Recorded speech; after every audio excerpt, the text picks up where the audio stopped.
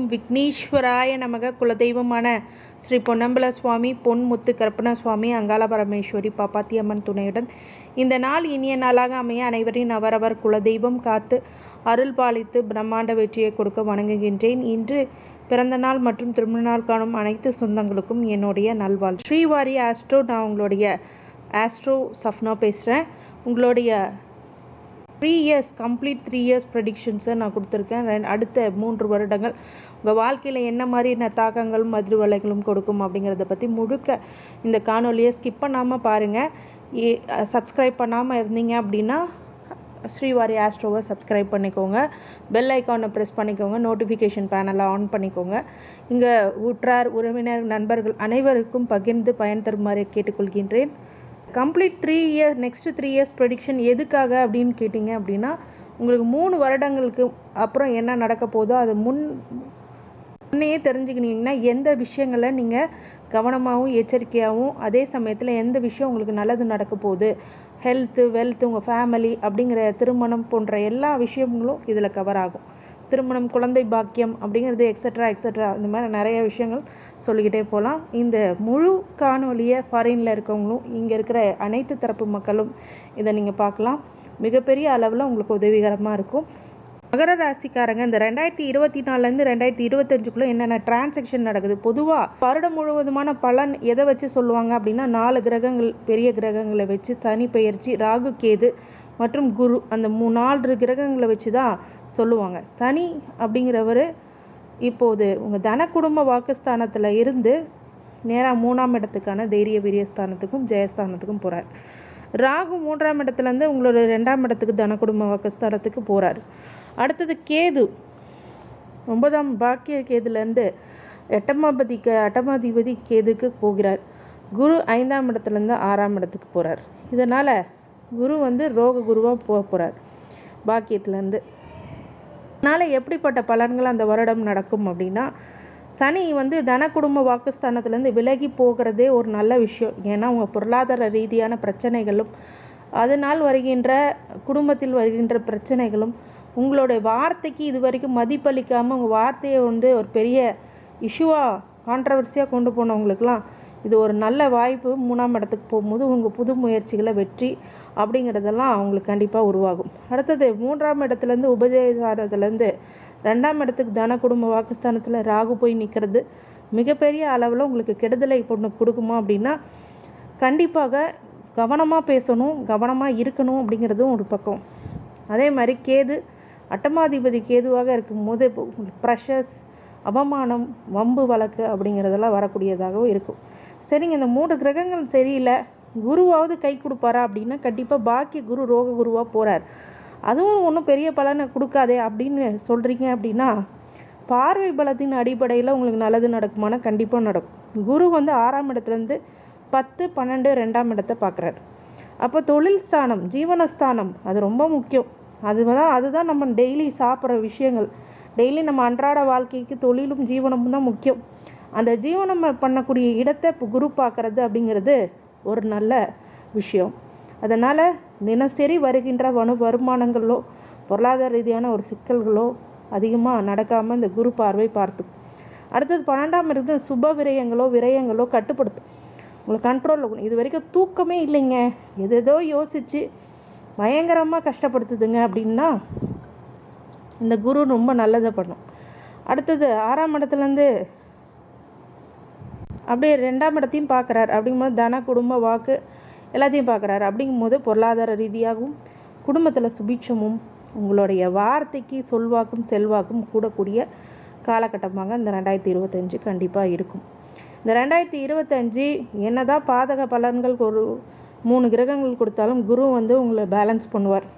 அதை பொறுத்து அதுக்கு தான் மகர ராசிக்காரங்களுக்கு திசா புத்தி வாரியாகவும் உங்களுக்கு முக்கியமானது. இப்போ கோச்சார நிலையை தான் நான் சொல்லிகிட்டு இருக்கேன். இந்த 3 வருட கோச்சார நிலைகளை சொன்ன பிறகு திசா புத்திகள் என்ன இருக்கோ அதை பொறுத்தும் உங்களுக்கு சொல்லுவேன். அது உங்கள் ஜனன கால ஜாதகத்தை செக் பண்ணிக்கோங்க. அடுத்தது 2026 சனி 3ஆம் இடத்துக்கும், ராகு 2ஆம் இடத்துக்கும், கேது 8ஆம் இடத்துக்கும் அப்படியே தான் இருக்கும். ஆனால் குரு மட்டும் 6ஆம் ரோக குருலேருந்து 7ஆம் இடத்துக்கு கலத்திர குருவாக போகும்போது மிகப்பெரிய சுபீட்சத்தை கொடுப்பார். கலத்திர வகையில் இப்போ உங்களுக்கு குரு வரும்போது உங்களுக்கு நல்ல திருமணம் பண்ணி வைப்பார். பிஸ்னஸ் பார்ட்னர் நல்ல பார்ட்னராக கொடுப்பார். ஓகேங்களா? உங்களுக்கு மனசுக்கு பிடிச்ச மாதிரி ஒரு நண்பர்கள் இப்போ சேருவார்கள். அப்படிங்கிறதெல்லாம் இப்போ இந்த காலகட்டத்தில் கொடுப்பார். தன்னோட 5, 7, 9 பார்வையினால் லாபத்தையும் பார்க்குறார். 11ஆம் இடம் உங்கள் ராசியும் பார்க்குறார். அதே மாதிரி உங்கள் உபஜயஸ்தானத்தையும் பார்க்குறார். அப்படிங்கும்போது லாபத்தை இந்த காலகட்டத்தில் கண்டிப்பாக கொடுத்துருவார். பார்வை சனியோட தாக்கங்கள் இருந்தாலும் உங்கள் லக்னத்தையும் பார்க்குறாரு அப்படின்னா உங்களோட செல்வாக்கு சொல்வாக்கு அப்படிங்கிறது 2022 மிகப்பெரிய அளவில் டெவலப். உங்கள் முயற்சிகள் யாவும் வெற்றி. நண்பர்கள் வழியில் அனுகூலம். அதே மாதிரி இளைய சகோதர வழியில் மூத்த சகோதர வழியிலும் 11ஆம் இடத்து மூத்த சகோதர வழியிலும் உங்களுக்கு நன்மைகள் அதிக அளவில் கிடைக்கும். லாபங்களை அதிக பார்க்கக்கூடிய 2021 உங்களுக்கு ஒரு நல்ல விஷயங்கள் நிறைய நடக்கும். ஆனால் இந்த கேது 8ஆம் இடத்துல இருக்கிறதும் ராகு 2ஆம் இடத்துல இருக்கும்போது கொஞ்சம் கவனமாக இருங்க. மாற்றுப்பாலினத்தினோடு சனி 3ஆம் இடக்கிறது ஏற்கனவே அந்த பலனை சொல்லியிருக்கேன். 5, 9, 12 புத்திர தடை, அதே மாதிரி பாக்கியத்தில் தடை, அப்படி விரயத்தில் நிறைய விரயம் கொடுக்குது. இதெல்லாம் கொஞ்சம் வரும். அதை சரி பண்ணிக்கோங்க. 2027 சனி 3ஆம் இடத்துலையும் ராகு ஜென்மத்துக்கு வர்றதும் கேது 7ஆம் இடத்துக்கு வரும். குரு 7ஆம் இடத்துலேருந்து 8ஆம் இடத்துக்கு போகிறதும் அஷ்டம குருவாக தோன்றுகிறார். இந்த சனி 3லேருந்து 4ஆம் அர்த்தாஷ்டம சனியாக மறுபடியும் மகரத்துக்கு வருவார். அப்படின்னா வண்டி வாகனத்தில் கவனமாக இருக்கணும். ராகு ஜென்மத்துக்கே வர்றது அவ்வளோ நல்ல பலன்கள் இல்லை. இது ஒரு சர்பதோஷம் கூட. கேது 7ஆம் இடத்துல இருக்கிறதும் குரு 7ஆம் இடத்துலேருந்து கலத்திரத்துலேருந்து 8ஆம் இடம் அஷ்டம குருவாக போகும்போது 2027 பாதிக்கு மேலே ரொம்ப ரொம்ப ரொம்ப நீங்கள் கவனமாக இருக்கணும். ஆனால் ஒரு சில நல்ல பலன்களும் கொடுக்குறார் குரு. அப்படிங்கும்போது 8ஆம் இடத்துக்கு வந்தாலும் பார்க்குற பார்வையின் மூலம் பலன் அதிகமாக கொடுக்கும். சுப விரயங்களை அதிகமாக கொடுப்பார். ஏன்னா 12, 2, 4 ஆகிய இடங்களில் பார்க்கும்போது சுப விரயங்கள், நல்ல தூக்கம், நல்ல ஒரு இல்லற சுகம், வாழ்க்கை அப்படிங்கிறதெல்லாம் உங்களுக்கு அமையும். கணவன் மனைவிக்குள்ள அனோன்யம் அதிகமாகும். அதே மாதிரி உங்களுடைய வீட்டில் பொருளாதார ரீதியான பிரச்சனைகள் எல்லாம் இப்படி வந்துட்டு அப்படி செலவும் ஆகும், வருமானமும் வரும். அந்த மாதிரி பேலன்ஸ் பண்ணும். உங்களுடைய குடும்பம் சுபீட்சம் அடையும். அதே மாதிரி உங்கள் வாக்குக்கு ஒரு தெளிவு கிடைக்கும். அதே மாதிரி உங்களுடைய தாயார் வழி சொத்து, தாய் வழி அனுகூலமும் கிடைக்கும். அதே மாதிரி உங்களுடைய சொத்து சுகம், கிரகப்பிரவேசம் அப்படிங்கிறதெல்லாம் தடைக்கு பின் நடக்கும். சில விஷயங்கள்லாம் பொருளாதார ரீதியாக நல்ல முன்னேற்றங்களும் இருக்கும், லக்ஸுரியஸும் கொடுக்கும் அப்படிங்கிறது தான் உண்மை. அதனால் இந்த 2027ங்கிறது கொஞ்சம் உங்களுக்கு பாதகமான வருடமாக இருந்தாலும் குரு பலனால் ஒரு சில நன்மைகள் கண்டிப்பாக உண்டு. சனி உங்களுக்கு பெரிய மாற்றத்தை கொடுக்க மாட்டார். ஏன்னா இப்போ தான் 7.5 சனி முடிஞ்சு 3ஆம் இடத்துக்கு அதன் பிறகு வாக்குஸ்தானத்துக்கு வந்துட்டு அதுக்கப்புறம் 3ஆம் இடத்துக்கு வரார். இந்த 3 வருஷமும் 3ஆம் இடத்துல இருக்கார். அதுக்கு 2027 பாதி வருஷத்துக்கு அப்புறம் சனி பயிற்சி 4ஆம் இடத்துக்கு போகிறார். அப்படிங்கிறதுனால கொஞ்சம் கவனமாக இருக்கக்கூடிய காலகட்டம். அடுத்தது திசாபூத்திகள் படி பலன் சொல்லணும் அப்படின்னா சூரிய சந்திர செவ்வாய் திசை 2025, 2026, 2020 3 வருஷமும் மறைவில் சனி இருக்கிறது சில பிரச்சனைகளை கொடுத்து சிக்கலை உருவாக்குவார். ராகு திசை தாங்க எனக்கு நடக்குது அப்படின்னா உங்கள் ஜாதகத்தில் 2025ல் 2 தான குடும்ப வாக்குஸ்தானத்தில் பிரச்சனை வரும். அதே தான் 2026லையும் தொடரும். 2027 ஜென்ம ராகு மன உளைச்சலை கொடுப்பார். இது ராகு திசைக்கு உண்டானது. குரு திசை 2025ல் 6ஆம் இடத்து ரோக குரு 10, 12, 2ன்ற பார்வை பார்க்கறதுனால கண்டிப்பாக ஒரு நோய் எதிரி கடன் அப்படிங்கிறது உருவாக்குவார். ஏன்னா ஒருத்தர் வளர்ச்சி பெற்றாதான் அதை பார்த்து பொறாமப்படுவாங்க, எதிரிகளை உருவாகும் அப்படிங்கிறதெல்லாம் இருக்கும். ஆரோக்கிய விஷயத்தில் கவனமாக இருக்கணும். நோய் நொடியில் ஆரோக்கியமான உணவுகளை தவிர்க்காமல் சாப்பிட்றது நல்லது. கடனை உங்கள் கட்டுப்பாட்டுக்குள்ளே கொண்டு வருவார். ஜீவனத்துக்கும் தொழிலுக்கும் நல்ல ஒரு வளர்ச்சி ஏற்படும், சுபவிரயங்கள் ஏற்படும். உங்களுடைய வீட்டில் இதுவரைக்கும் பொருளாதார ரீதியாக பிரச்சனைகள் சிக்கல்கள் இருந்தால் அது நிறைவு பெறும். அதே மாதிரி உங்களுடைய பேச்சுக்கு உண்டான பொதுஜன மரியாதைகள் கண்டிப்பாக இருக்கும். பொலிட்டிஷியனாக இருந்தால் நல்ல ஒரு மரியாதை கூடும். 2027 7ஆம் இடத்துலேருந்து 11, 1, 3 இடத்துல பார்க்குறார்.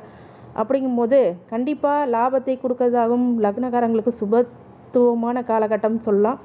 உங்கள் எடுக்கிற எல்லா முயற்சியும் வெற்றி பெறும். 2027 அஷ்டம குருவாக வரும்போது குரு திசையில் சந்திச்சுட்ருக்கவங்க சுபவரயங்களும் தன குடும்ப வாக்குஸ்தானத்தில் பலமான ஒரு விஷயமாகவும் அனுகூலத்தை கொடுக்கறதாகவும் அதே மாதிரி லக்ஸுரியஸான லைஃப்பையும் கொஞ்சம் கொடுக்கும் குரு திசை. சனி திசை 2025, 26, 27 புத்திர தடையை கொடுக்கும், பாக்கியத்தை கெடுக்கும், அதே மாதிரி சுப விரயத்தையும் கொடுத்து கடனாளியாக்கும். அதனால் கவனம்.